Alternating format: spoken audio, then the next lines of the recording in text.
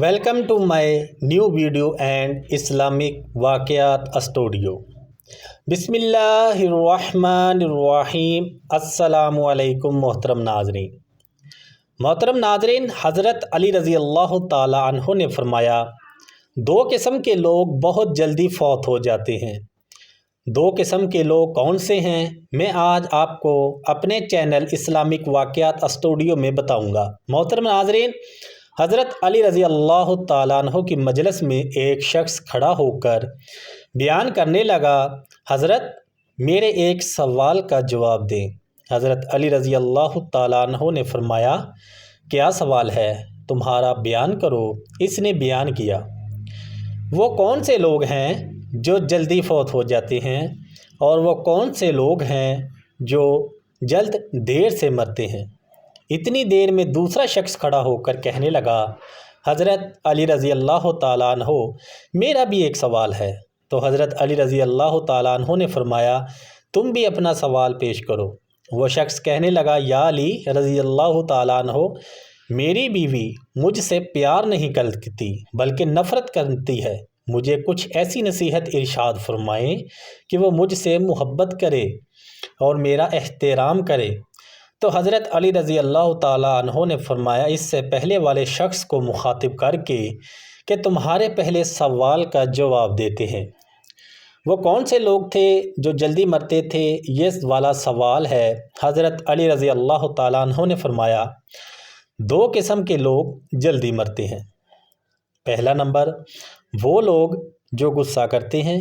حضرت علی رضی اللہ تعالیٰ عنہ نے فرمایا، جو لوگ غصہ کرتے ہیں، غصہ کرنے والے لوگوں کی نسبت جلد مر جاتے ہیں، یعنی کہ وہ لوگ جو غصے والوں سے جو غصہ نہیں کرتے، اور غصہ کرنے والے جلدی مر جاتے ہیں۔ غصہ کرنے والے لوگ ہمارے معاشرے میں بہت زیادہ پائے جاتے ہیں۔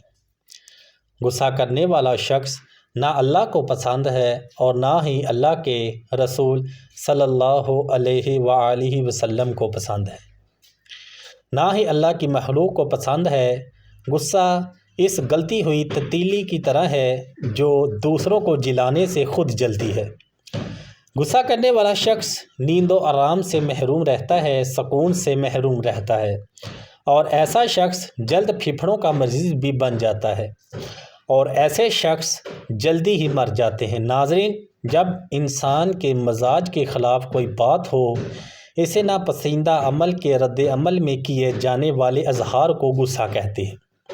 غصہ کرنے والے شخص کی کچھ علامات اور بھی ہیں جو میں آپ کو بتاتا ہوں، یعنی کہ ایسے شخص کا ہائی بلڈ پریشر، چہرے کا سرخ ہو جانا، دل کی دھڑکن کا تیز ہونا، تیز سانس لینا وغیرہ وغیرہ اس کی علامات ہیں۔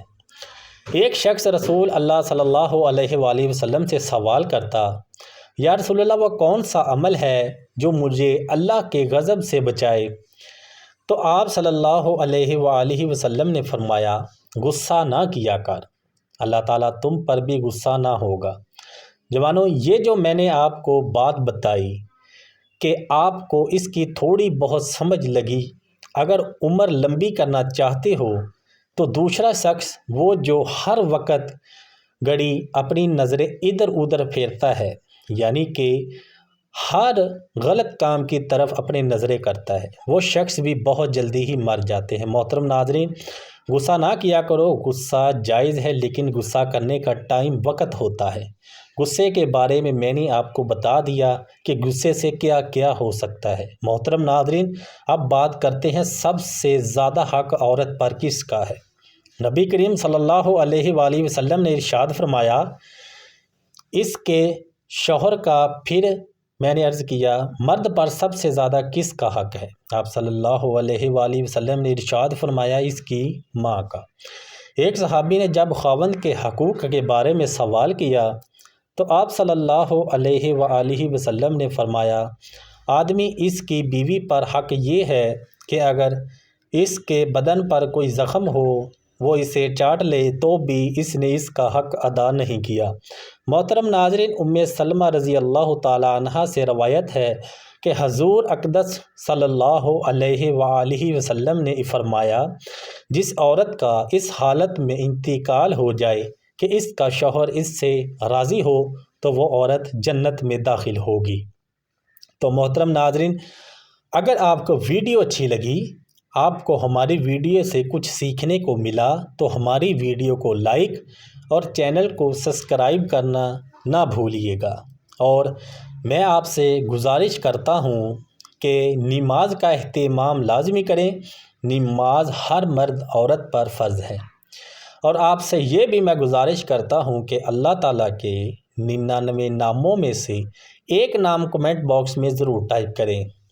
ملتے ہیں نیکسٹ ویڈیو میں، تب تک کے لیے اللہ حافظ۔